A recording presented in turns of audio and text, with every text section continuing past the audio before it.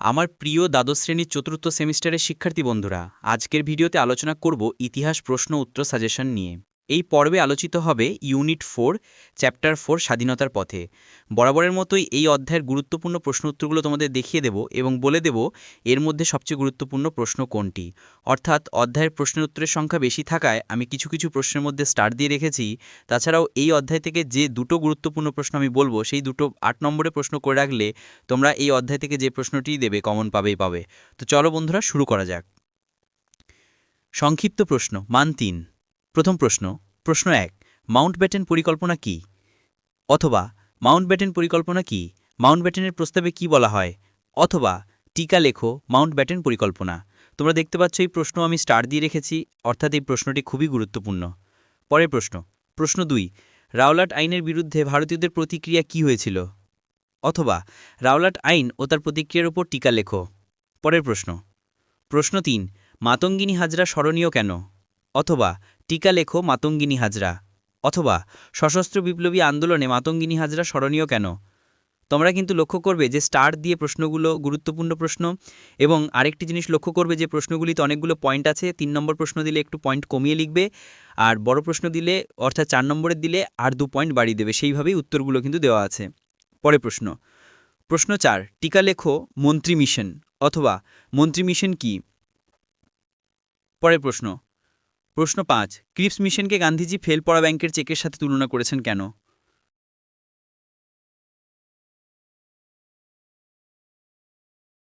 পরের প্রশ্ন, প্রশ্ন ৬, টিকা লেখো ক্যাপ্টেন রশিদ আলী দিবস।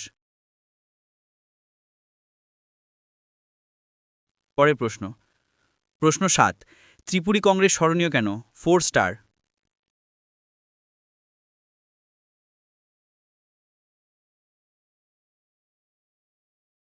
পরের প্রশ্ন, প্রশ্ন ৮, টিকা লেখো ফরওয়ার্ড ব্লক। পরের প্রশ্ন, প্রশ্ন ৯, আজাদিন বাহিনী তার অভিষ্ট লক্ষ্যে পৌঁছতে পারেনি কেন?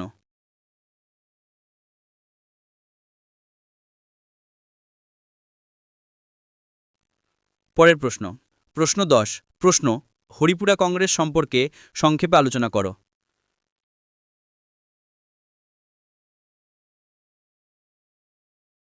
সংক্ষিপ্ত প্রশ্ন মান ৪। প্রশ্ন ১, ১৯৩৫ খ্রিস্টাব্দের ভারত শাসন আইনের গুরুত্ব কী ছিল? পরের প্রশ্ন, প্রশ্ন ২, ভারত ছাড়ো আন্দোলনে শ্রমিকদের অংশগ্রহণ কীরূপ ছিল? অথবা ভারত ছাড়ো আন্দোলনে শ্রমিকদের ভূমিকা বিশ্লেষণ করো। পরের প্রশ্ন, প্রশ্ন ৩, আইন অমান্য আন্দোলন ১৯৩০ খ্রিস্টাব্দে নারীদের ভূমিকা কেমন ছিল?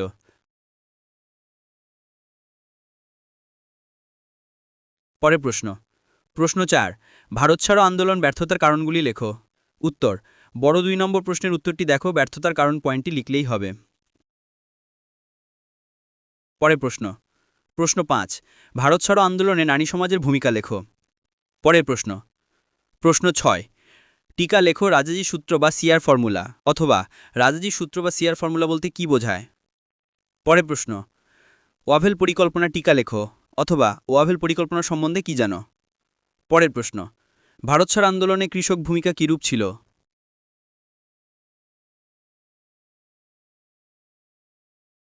পরের প্রশ্ন, প্রশ্ন ৯, টিকা লেখো তেভাগা আন্দোলন।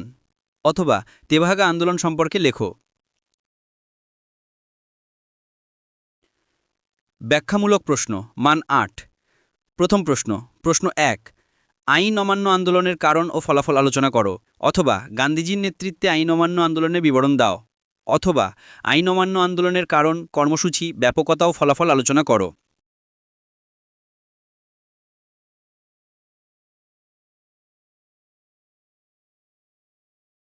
পরের প্রশ্ন, প্রশ্ন ২, ভারতের স্বাধীনতা সংগ্রামে ভারত ছাড়ো বা আগস্ট আন্দোলনের গুরুত্ব বিশ্লেষণ করো। অথবা ১৯৪২ খ্রিস্টাব্দে ভারত ছাড় আন্দোলনের কারণ, গুরুত্ব ও ব্যর্থতার কারণ আলোচনা করো।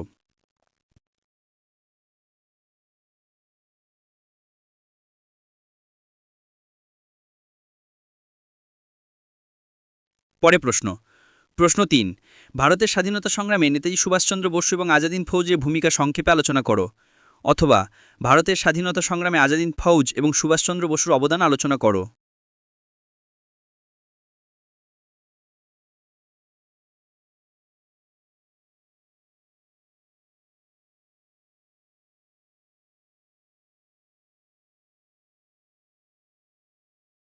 পরের প্রশ্ন 1946 খ্রিস্টাব্দে নৌবিদ্রোহের কারণ ও ফলাফল আলোচনা করো।